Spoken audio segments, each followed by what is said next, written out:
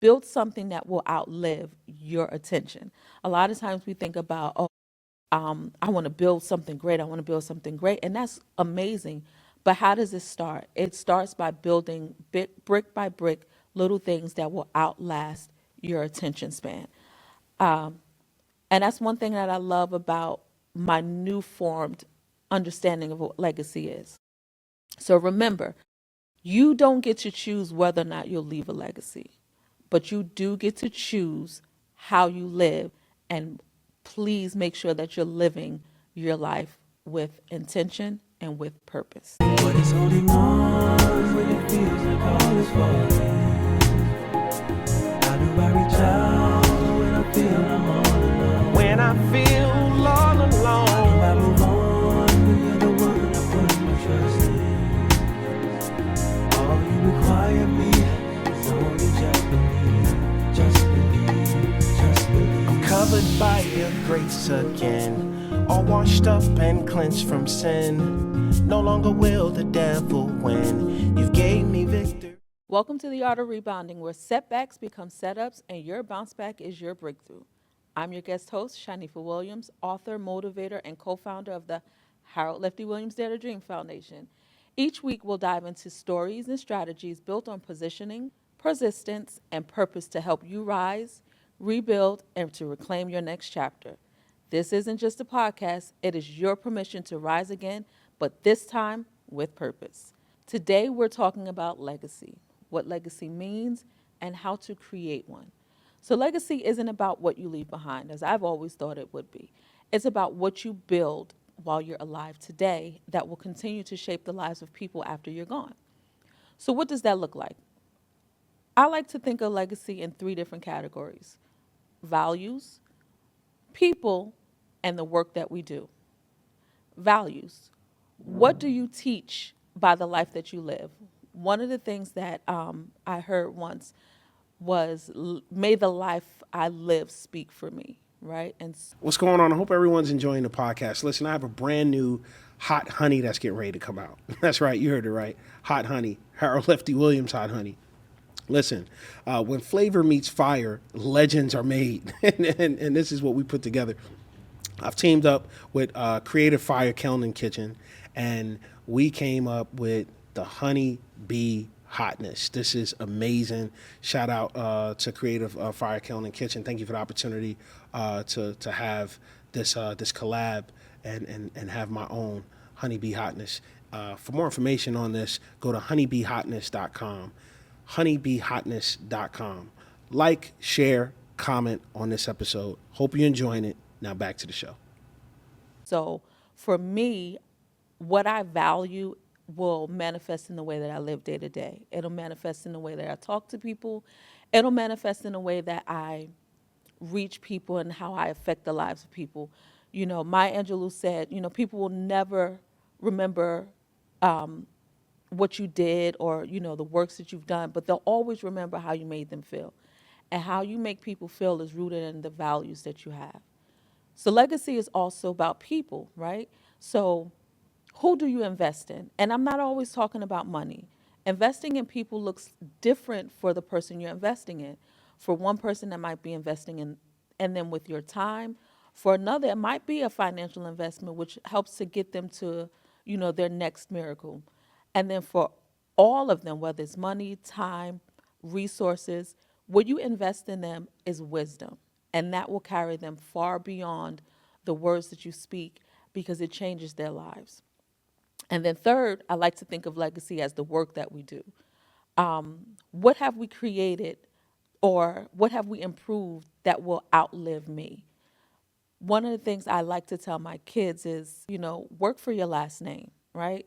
So work doesn't look the same for my sons as it does for my daughter, as it does for me, or it does for my husband.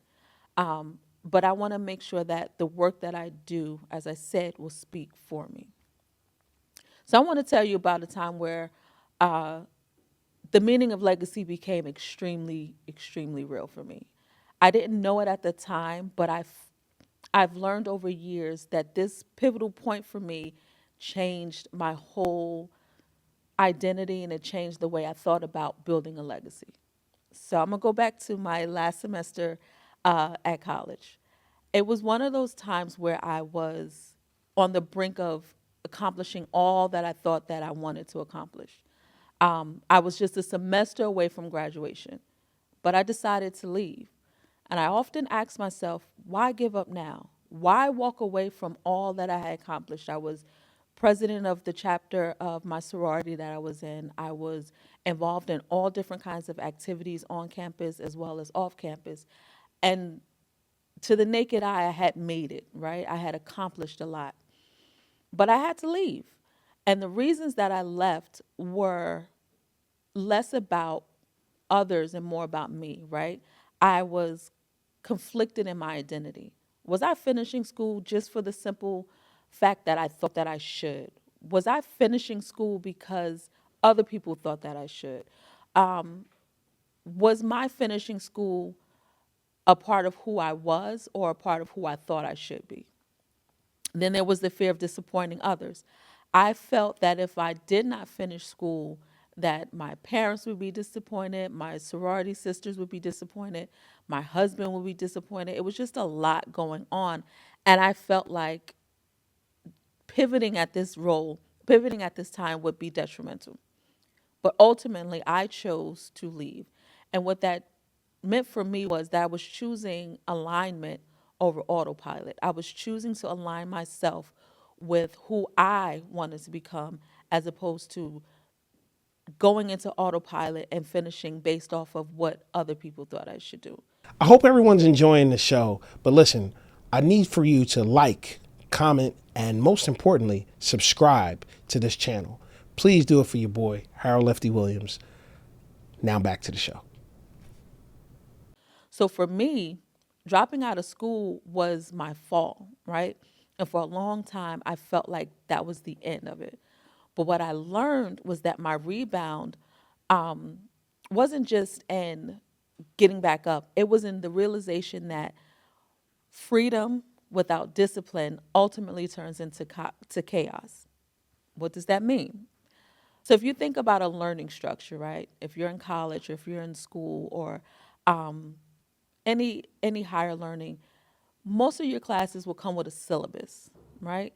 And so the syllabus outlines what you're to learn, what the learning outcomes are, what you'll be able to do with the knowledge that you gain. So can you imagine taking a course and the professor just comes in and he's like, or she's like, this is what we're doing. This is what I want you to learn. But they don't give you a syllabus to give you a roadmap of what they want you to learn and why they want you to learn it. It becomes chaotic. Yes, you have the freedom to learn at your own pace. You have the freedom to learn what you want to learn. But ultimately, it becomes chaotic because it's not driven in purpose. Another example, let's think about furniture, right? Most pieces of furniture that we purchase that's boxed up, it comes with some form of instruction. We can choose to follow those instructions, which is our roadmap, or we can do it on our own and put it together the way we see fit. I mean, ultimately, it will be put together and it may even work for you. But is that furniture functioning in the purpose that it was designed to function? And a lot of times, with the freedom of doing things the way we want to do them, it ultimately turns into chaos if we are not given, if we don't learn to discipline ourselves within that freedom. So, back to legacy. So, another part of my rebound was that not only did I realize, a lot of things about myself, but I also ended up going back to school. Not only did I finish my undergrad, I also went on to get my master's. But what was different this time was that I returned to school by my own choice, right? I wasn't doing this for anybody other than for myself.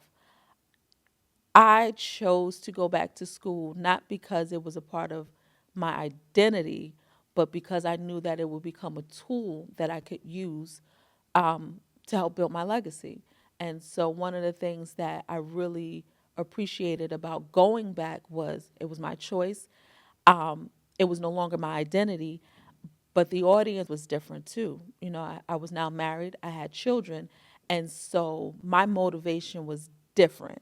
My motivation was less about other people and more about what am I building what am I giving for others? Listen, I have a brand new book that's getting ready to come out. It's called The Art of Rebounding. It's about positioning, persistence, and purpose. It's going to change your life forever. It's going to help you bounce back, and you're going to be able to reclaim your next chapter. Join the waiting list today at theartofrebounding.com. And then lastly, my decision to go back to school was different because I was able to show up with a different intention and with a different purpose. So I say all that to say this. My journey and my ups and downs and, swerves, it all changed my perspective on what building legacy meant. A lot of us think about legacy as something that, is meant for later, something for generations to come. And that's partly true. But I challenge you to think about your right now, right? And understand that one day other people will inherit the results of your today. My husband always tells the kids, somebody 20 years from now is waiting on you to accomplish something today. And it's the same with all of us. What we do today, the habits that we build, the intentions that we have, it will ultimately affect people down the line. So for me, I thought about, how do I start? Where do I begin building this legacy? So one of the things that I mentioned before was values, right? Choose a value that you want to be remembered by and always practice that. So a value that I have is love, right? Love and kindness. I try my best to make sure that I'm practicing love, showing love, and being kind to other people on a daily basis, being kind to myself on a daily basis. People, invest in people, whatever that looks like in your capacity, do it. It might be kind words. Like I made it a habit of, when I'm walking down the street or I'm driving or what have you, if I see a woman that I feel like is embodying something that I love, whether it's a style or a confidence or a pair of shoes, I tell them. And I have found that in no cases where I've kind of poured into another woman that it was received negatively. And that's how I invest in people. And I choose to do that on a daily basis. And then also work, right? Build something that will outlive your attention. A lot of times we think about, I want to build something great. I want to build something great. And that's amazing. But how does it start? It starts by building brick by brick little things that will outlast your attention span. And that's one thing that I love about my new formed understanding of what legacy is. So remember, you don't get to choose whether or not you'll leave a legacy, but you do get to choose how you live. And please make sure that you're living your life with intention and with purpose.